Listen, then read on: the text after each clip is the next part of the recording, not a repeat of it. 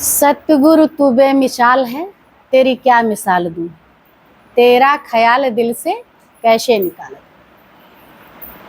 जो ख्याल है उसका निकालने के लायक नहीं है। उसकी मिसाल भी किसी से नहीं दी जा सकती है। ये कहो सूरज से दो, चांद से दो, किसी और से दो, उनकी महिमा उन्हीं से बने आई। गुरु की महिमा गुरु से ही बने आई।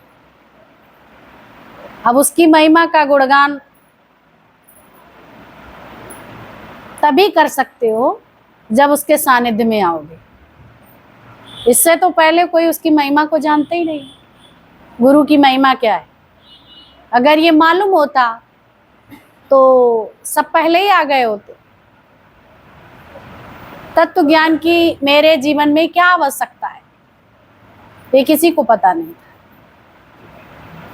और ये जब यहाँ आए, खोज खबर किसने की? गुरु ने, हम सबकी। ये तर्पण किसने किया? अपने पूर्वजों का तर्पण गुरु ने ही किया है। ये सब तुम्हारी सबकी धरोहर है। गुरु ये बात हमको बता देते हैं। ले जाओ अपनी अपनी पूंजी। नहीं कहता मैं देता हूं, मेरी वस्तु है। ये धरोहर बताता, ये धरोहर है तुम्हारी, अपनी अपनी धरोहर ले जाओ। जब उसके पास आते हैं तो तुम्हारा खोया हुआ माल वापस मिल जाता। संसार में ढूंढ रहे थे, मन हमेशा खोया खोया रहता था। बहुत कुछ प्राप्त करने के बावजूद भी ये क्या कहता था? कुछ और चाहिए, कुछ और चाहिए, कुछ और चाहिए। फ्रिज लेके आए तो थोड़ी देर ये तृप्त हुआ, कूलर लेके आए थोड़ी देर खुशी हुई।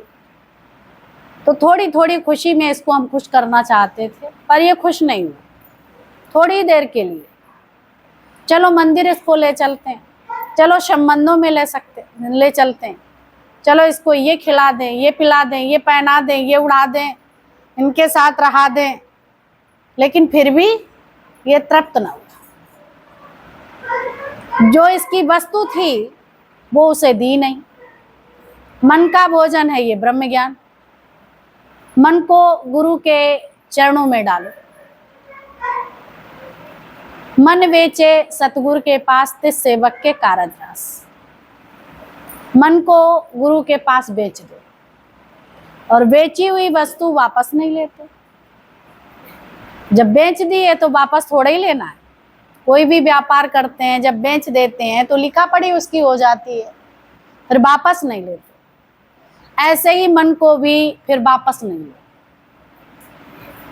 हम बेईमानी कर लेते हैं, बेचते हैं फिर ले लेते हैं कि असल में तो बेचा ही नहीं है। बेचा होता तो फिर तो जितने यहाँ आए हैं तो सब कोशिश में लगे पड़े।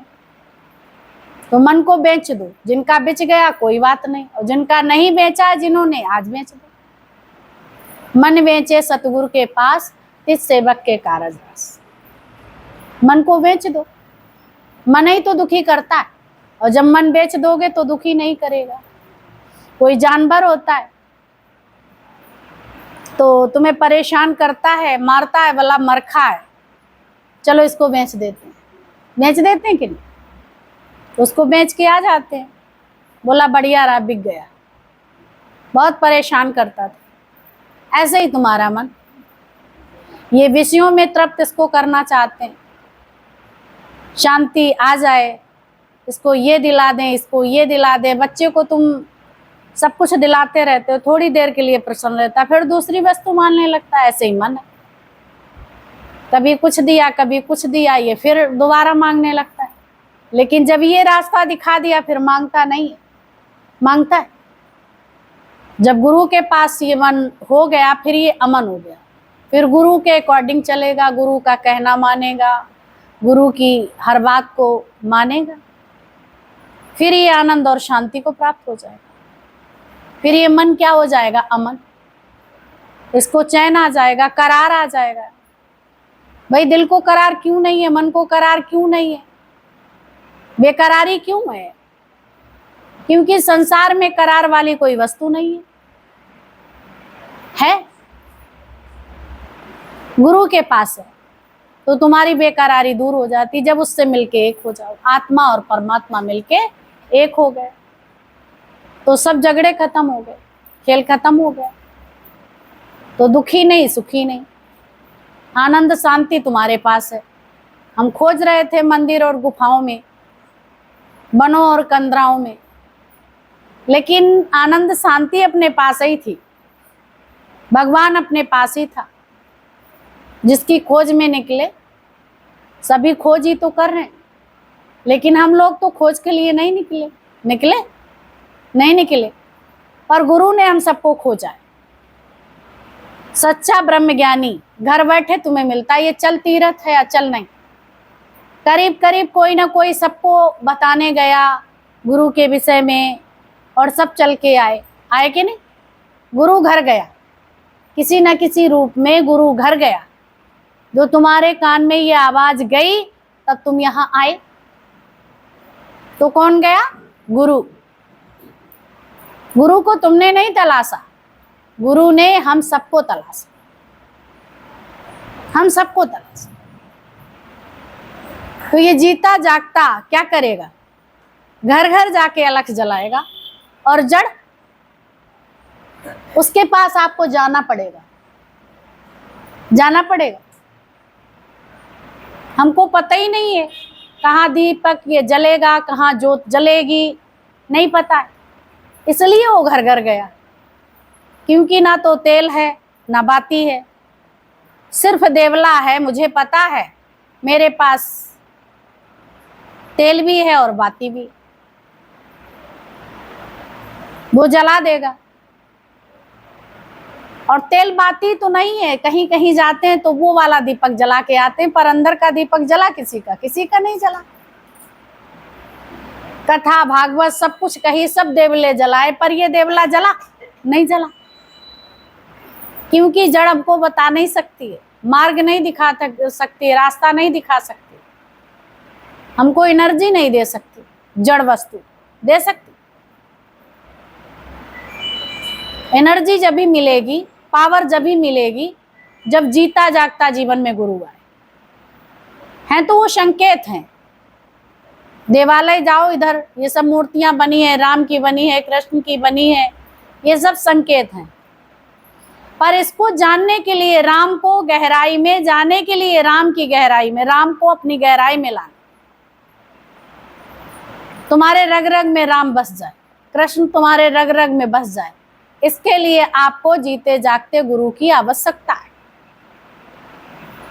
आप नहीं मूर्तियों से समझ पाएंगे, वो तुम्हें बताएंगी भी नहीं, पर कृपा उनकी होती है तो तुम्हें साकार मिलता है। फिर पहचानना बड़ा कठिन है। अगर साकार मिल भी जाता है तो मन मानने को नहीं तैयार है। बोला 16 आना मन मान जाए, 20 आना मान जाए मन, तो बोला ये जैसे हम तैसे तुम। ये भगवान कैसे मूर्ति को भगवान मानते हैं? भाई जड़ में भी है, चेतन में भी है, लेकिन जड़ तुम्हें पढ़ा नहीं सकती, चेतन तुम्हें पढ़ा सकता, बता सकता, रास्ता दिखा सकता, आनंद शांति की प्राप्ति करा सकता है। ये इसके पास है। जो चल के तुम्हारे घर तक जाए और तुम्हें उंगली पकड़ के चलाए, वही तुम्हें सच्चा रास्ता दिखा सकता। अभी आपको रास्ता मालूम नहीं, अब पे आप चलोगे तो भटक जाओगे। बच्चा छोटा होता है तो माँ निगरानी में रखती है, कहीं खो ना जाए, कहीं गिर ना जाए, कहीं चोट चपेट ना रख जाए।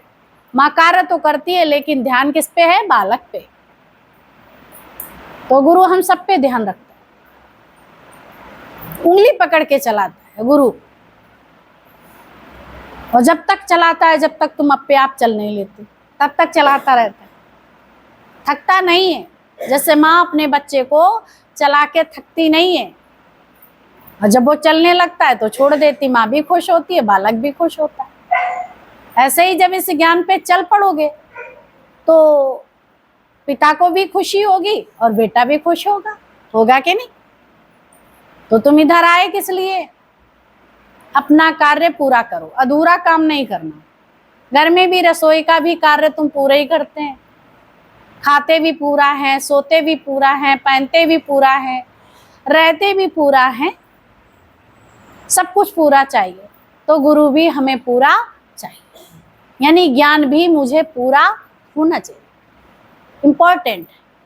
अगर आधा होगा तो आधा अधूरा, अधजल गगरी छलकज। तो आधी जो गगरी भरते हैं वो बड़ा कठिनाई हो जाती है। पानी भरने जाओ, या बाल्टी है या घड़ा है, तुम लेके चलते हैं आधा, तो छलकता है, छलकता है। अगर पूरा भरा हो तो नहीं छलकता। पहले कुएं से पानी निकाला जाता था, कैसे कलशों में भी निकाला जाता था और बाल्टी से भी निकाला जाता था। फिर वहां घड़े भी लगा लेते थे, घड़ों में भर लेते थे बाल्टी से, फिर वो घड़े लेके आते थे, पूरा भरते थे घड़ा। एक इस पे रख रहते थे कमर पे, एक हाथ में लटका लेते थे। और जब उधर जाओ बरसाने की तरफ, तो कन्नों पे भी हैं और सर पे भी हैं, और चली भी जा रही, उनको अभ्यास है। ऐसे ही पूरा भरा है, तो अगर आधा भरा होगा तो वो गिरेगा और टूट जाएगा, हिलेगा। तो घड़े पूरे भरे होते हैं। ऐसे ही ज्ञान भी तुम्हारे अंदर पूरा, पूरी तरह से अपने को जान, निश्चय के साथ मैं कौन, कभी जीव कभी ब्रह्म, कभी कुछ कभी कुछ, ये ना हो तुम्हारे अंदर, और पूरा विश्वास हो। पूरे विश्वास से तुम्हारी युक्ति पूरी हो जाएगी। रब नहीं बसदा दूर अखियां खोल जरा, है नेड़े नहीं दूर अखियां खोल जरा। वो परमात्मा दूर थोड़ा ही बसता, बड़ा करीब है। ये हम सबको नहीं पता था, ये तत्वज्ञानी बता देता है। परमात्मा कहीं दूर थोड़ा ही रहता है, वो तुम्हारे करीब है। तुम विचार करते हैं कि वो हमसे दूर है, ऐसा तो नहीं, बहुत करीब है, अति नेड़े है।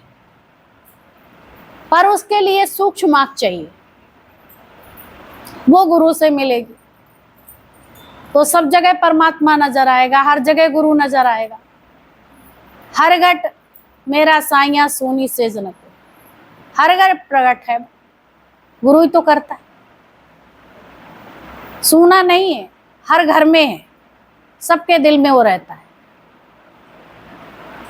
जब अंतःकरण की शुद्धि होगी वो दिखाई देने लगेगा। दर्पण तो है, लेकिन उस पे डस्ट पड़ी है, धूल पड़ी है आईने पे, तो शक्ल नहीं दिखाई देती है। दिखाई भी देती है तो धुंधली दिखाई देती है। जब उसको अच्छी तरह से साफ कर दो, पोंछ दो, तो शक्ल दिखने लगती है कि ऐसे ही तुम्हारे परमात्मा है अंतस में, लेकिन तुम उसकी रगड़ करो, उसकी सफाई करो, तो तुम्हें वो दिखाई पड़े। जब वो तुम्हें दिखाई पड़ेगा, फिर कहीं जाने का मन नहीं, अपने ही पे दीवाने हो जाओगे। खुद ही आशिक, खुद ही माशूक, खुद ही पे आशिकी आ जाएगी। कैसे विवेकानंद रोज जाते थे, धीरे धीरे धीरे धीरे धीरे धीरे उन्होंने क्या किया, अपने ऊपर जल चढ़ाना शुरू कर दिया। अपने ऊपर जब जल चढ़ाना शुरू कर दिया, पहले देवी माँ पे चढ़ाते थे। रामकृष्ण परमहंस की बात है, वो जो है चढ़ाते थे जल को, चढ़ाते चढ़ाते देवी माँ को बहुत दिन हो गए चढ़ाते चढ़ाते। एक दिन वो खुद पे अपने ही चढ़ाने, माला भी लिया, वो भी अब खुद पहन लिया और जल भी अपने ऊपर चढ़ा लिया। जानत तुम ही हुई जा। काली माँ के मंदिर में रानी रासमणि ने वो मंदिर उनको पुजारी पूजा के लिए दिया था। चढ़ाते चढ़ाते चढ़ाते चढ़ाते इतने लवलीन हो गए, खो गए, खुद अपने ऊपर डालने लगे जल। ऐसे ही तुम इधर फिर गुरु को और अपने को अलग नहीं मानोगे, एक ही है। जब तुम्हारा निश्चय हो जाएगा पक्का, तुम एक ही हो, गुरु न शिष्य, कोई बच्चा ही नहीं, एक ही है। तो काली माँ पहले अलग थी और वो अलग था, और फिर अभ्यास में आते आते अपने ही अंदर वो दिखने लगा। माँ की मूरत सूरत अपने ही अंदर दिखने लगी। जब अपने ही अंदर दिखने लगी तो खुद को पहनाने लगा, खुद को खिलाने लगा, खुद को खिलाने लगा। तो लोगों ने देखा ये तो रामकृष्ण तो पागल हो गया, देखो मूर्ति को जल चढ़ाना चाहिए, माला डालनी चाहिए, अब तो अपने ही ऊपर डालता है। तो पागलों वाली हरकत। संसार में जो इस निश्चय को नहीं जानते वो उन्हें पागल ही कहते हैं। तुम इधर आते हैं तो लोग कहते हैं ये सब पागल जा रहे हैं, सत्संग में क्या रखा। तुम कभी कभी भ्रमित हो जाते हैं, भाई दुनिया दौड़ उधर लगाते दिखती है तो तुम भ्रमित हो जाते कि बात तो सही, हम लोग लग रहा पागल ही है और जे सब होशियार है। जब निकलते हो तो दिमाग में ये बात एक बार आती है, हमें ये लग रहा कोई नहीं जाता है, हम ही है पागल। तो मन कहता है कि चलो बैठो, कभी कभी जाओ, नहीं ये तो सब होशियार है, बहुत तेज है, और हमें लग रहा हम पागल हो गए।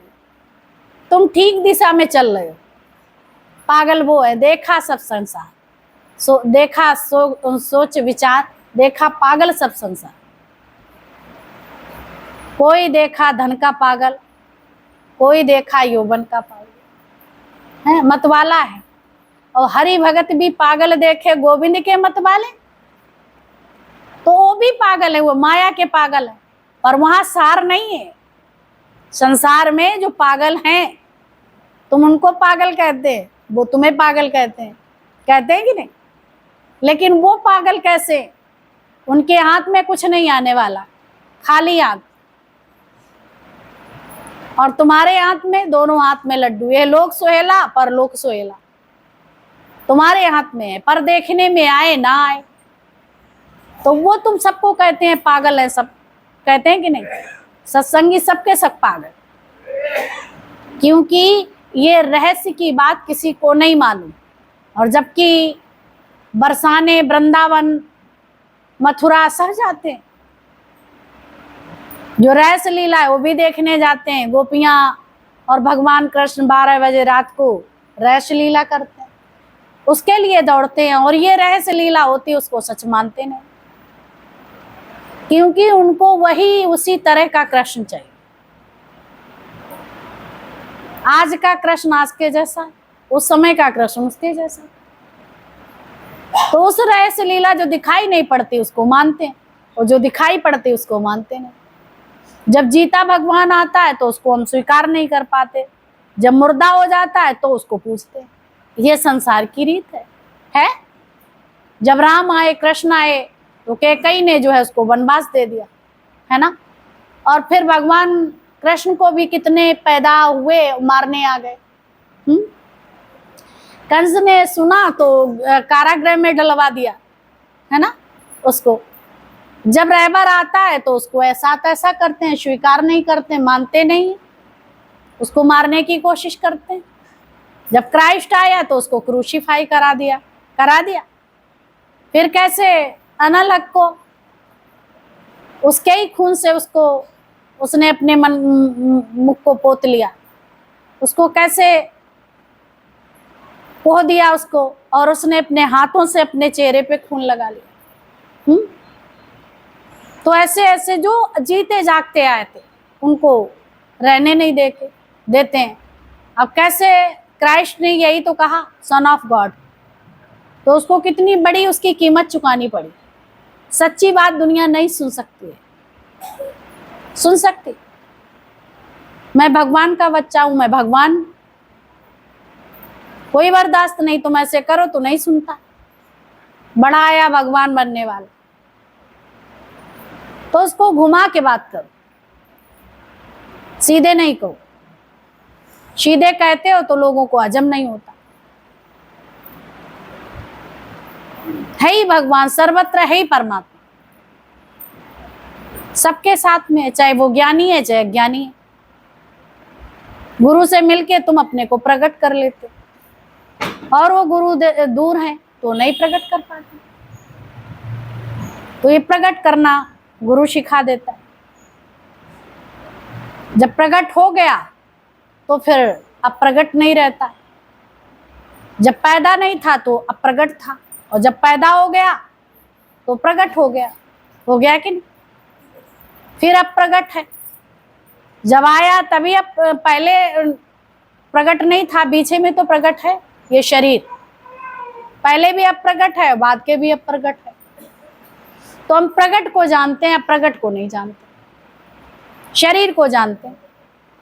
जो अप्रकट है उसी को प्रकट कराता है।